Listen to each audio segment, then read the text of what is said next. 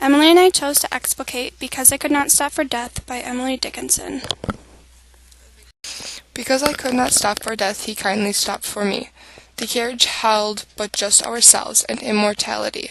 We slowly drove, he knew no haste, and I put away my labor, and my leisure too, for his civility.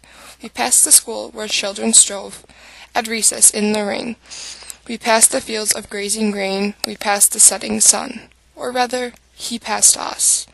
The dews grew quivering and chill, for only gossamer my gown, my tippet only tulle. We paused before a house that seemed a swelling of the ground. The roof was scarcely visible, the cornice but a mound. Since then 'tis centuries, and yet each feels shorter than the day I first surmised the horses' heads were toward eternity. In this poem, Dickinson's speaker is communicating from beyond the grave, describing her journey with death, personified from life to afterlife. In the opening stanza, the speaker is too busy for death, because I could not stop for death. So death kindly takes the time to do what she cannot, and stops for her. In stanza 5, the speaker says he knew no haste, which the speaker conveys that she is not ready to die. The speaker was too busy to think about death and accept what was going to soon happen. The speaker describes her journeys to death so vividly, to the time she got chilly, what the grave looked like, and especially remembers the feeling she got when she looked at those horse heads. Centuries have now passed, and the speaker reflects on her journey to death, so calm and content. The speaker realizes that death cannot wait. The tone of the poem is very light-hearted and expecting. Although many think death is a tragic event, Dickinson makes death seem like something not to fear. The speaker tells her journey as if it were like any other day. The speaker takes a leisurely ride as she passes memories of her life. The speaker wanted to convey that death is something that occurs to everyone, that you will know when it is your turn to say goodbye. Dickinson uses words such as kindly and civility to set the reader's mind at ease. The tone changes throughout the poem, and the speaker is solemn. The speaker knows that death is a serious matter, but she knows that it is a part of life. She knows that there is no way to stop death from occurring. Dickinson uses words such as he knew no haste, to show that there is so much time before life ends. The speaker also seems to be shocked, not realizing how quickly time flies. The speaker takes one final look at her life as she says hello to a new one. Looking back, the speaker realizes that her emotions of that day have changed over the years. Death, in the form of a gentleman suitor, stops to pick up the speaker and take her on a ride in his horse-drawn carriage. They move along slowly as they look back on her memories. They stop at what will be her burial ground, marked with a small headstone.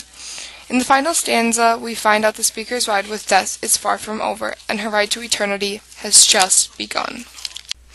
Dickinson uses figurative language and symbolism throughout the stanzas. In stanza 1, Because I Could Not Stop for Death, may have several possible meanings, but the one plausible interpretation is that the speaker is simply too busy with everyday life to die. Death itself comes to take the woman. Dickinson uses personification to represent death as a duplicated gentleman suitor who kindly calls upon her to ride in the carriage with him. This is very different from how death is usually portrayed. Death is presented as a gracious man who the speaker is not afraid of. The speaker is more than willing to go with death. Dickinson uses symbolism quite frequently throughout the poem. The speaker uses the carriage to symbolize a hearse, which is a contextual symbol of death. A hearse is a vehicle that carries bodies to the gravesite. The carriage is likewise bringing the woman to her resting place. The woman is content with her ride with death and shows no fear. Immortality is also personified as the only other occupant. While may appear paradoxical at first, it signifies that although the human body is worldly bound by time, the human soul retrieved by death is everlasting. The house is also portrayed as a textual meaning of death. The house is a symbol of her grave and her resting place. The death is the last stop on her journey and the end of her journey. Dickinson represents this in stanzas 17 and 18. We paused before a house that seemed a swelling of the ground. The house is like the headstone in the ground. The grave is presented as the house because the grave is where she will stay forever and live out in eternity.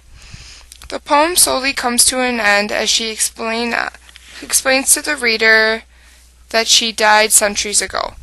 The reader is put in an entirely different mindset as Dickinson conveys true meaning. Because I Could Not Stop for Death is an example of lyric poetry.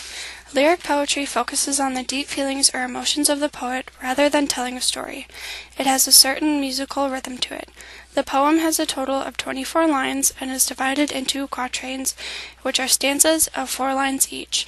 In each stanza, Dickinson alternates between lines of 8 syllables on the first and third lines of the quatrain, and the second and fourth stanzas are 6 syllables long. By keeping the 8-6-8-6 syllable pattern, Dickinson establishes her rhythm. Her alternating use of iambic tetrameter and iambic trimeter gives the poem rhythm and rhyme. The poem is in stanzaic form because the stanzas have 4 lines each and have a consistent rhyme scheme. In Because I Could Not Stop for Death, assonance was used a lot. The accented syllables of many words were the same and were placed by each other.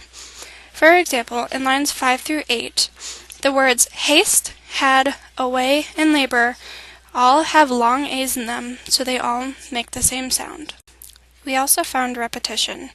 The word past is repeated 4 times in stanzas 3 and 4. In lines 9 through 12, they are passing by the children and grain, which are both still a part of life. They are a memory. Then they pass the sun, and are now out of the realm of time and into eternity. The poem is describing a woman's journey through death. In line 1, she says how she could not stop for death, and in line 2, she says it kindly stopped for her. She was not ready to die, so death slowed down for her so she would be more comfortable. In line 5, she said, we slowly drove, he knew no haste. She believes they were calmly just taking a drive. They began passing things such as the school with children, fields, and the setting sun. Then they passed a house that was barely visible because it was almost all the way underground. This house could possibly be a tomb because of what we learn in the last stanza. Starting at line 21, it reads, since then, 'tis centuries, and yet feels shorter than the day I first surmised the horses' heads were toward eternity. This stanza shows how the narrator is now aware that the carriage will most likely never stop, since it has been going on for centuries. By the end of the poem, the narrator is lighthearted and carefree, and has started to accept the idea of death. She now realizes the carriage is taking her to a better place. The poem is very effective in portraying its meaning. The speaker does not want to die. She says she doesn't have time. So death has to compromise, so he slows down and manipulates her into coming with him for a little ride. As the poem goes on, she gets used to the idea of death because she is taken out of her element. When she is in her carriage, she does not have to worry about the rest of her life because it isn't all laid out in front of her. Death manipulates you into coming when he calls. Death does not wait, it just slows down. The author uses many symbols to show the speaker's emotion. Death, in the form of a gentleman suitor, stops to